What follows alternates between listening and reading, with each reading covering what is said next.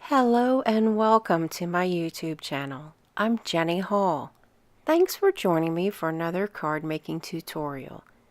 Today I have a card I'd like to share with you that has watercolor flowers.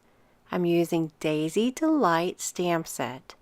I'm going to stamp with Versamark sticky ink onto watercolor paper.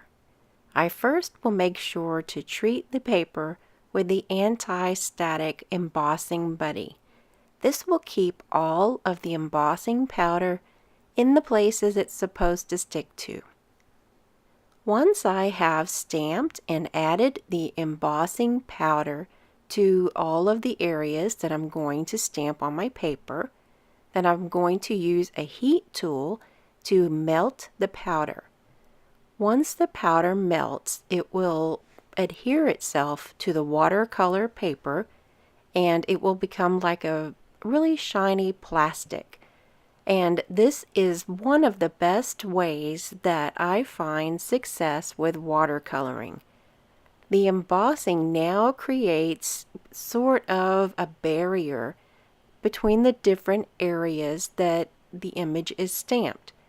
So now the water can flow from the bottom of the petals of the flower up through the top by just wetting the paper first, dabbing a little bit of ink down into the bottom of the flower, and then allowing the water to pull it up to the top of the petals. This is really fun to play with and fun to watch, and it creates a very subtle effect. Yet using a bright color can give you striking results. The daisies that you see in the background that are the big bright bold and blue are going to be used on a different project. It did not work out to fit into the design today, so I'll save them and share another project with you at another time. I'm creating some leaves with the same stamp set. And this is the image of the outline leaf. I'm using Old Olive and doing a little bit of mixing with Cajun Craze.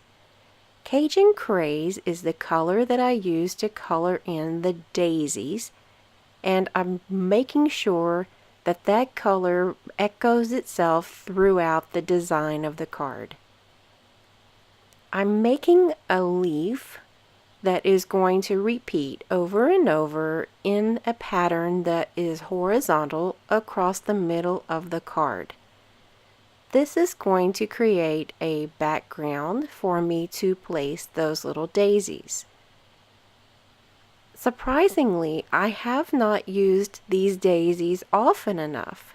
I'm mostly focusing on the large daisy petals that I've used with the daisy punch.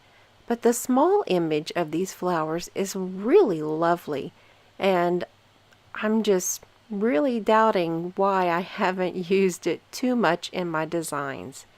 I hope to be using it quite a bit more in the future. The image of the 3 starbursts together are also from the same stamp set, and instead of just straight Cajun Craze, I'm first inking up in Cajun Craze and then doing a little bit of rock and roll into Rich Razzleberry. Rich Razzleberry carries a lot of the same color properties as Cajun Craze, but it has a more purple effect, and it's going to give the Cajun Craze more substance as I stamp it into the design. For a sparkly element, I have a small amount of metallic silver thread that I have wrapped around my finger and then adhered underneath one of the flowers with a glue dot. This is enough to keep it in place and not have to worry about it jumping up off of the card. I'm placing the card front onto a layer of Cajun Craze cardstock, and I'm stamping the sentiment with soft suede. This brown will match nicely and complement the Cajun Craze old olive, and rich raspberry throughout the rest of the design. The inside of the card has the same leaves that are stamped in the brown that is used on the front, and I'm adhering that to the inside with some small dots of liquid glue. Thank you for joining me for another card tutorial. All of the products that you see today are available in my online store. I have placed links to purchase in the video description here on YouTube, or you can go over to my blog at jennystampsup.com and click on Shop Now to make your Stampin' Up! Purchase. I truly appreciate your support and choosing me as your Stampin' Up! Demonstrator. Thanks again for joining me today. I'll see you in the next video. Thanks for watching the video. Have a good day!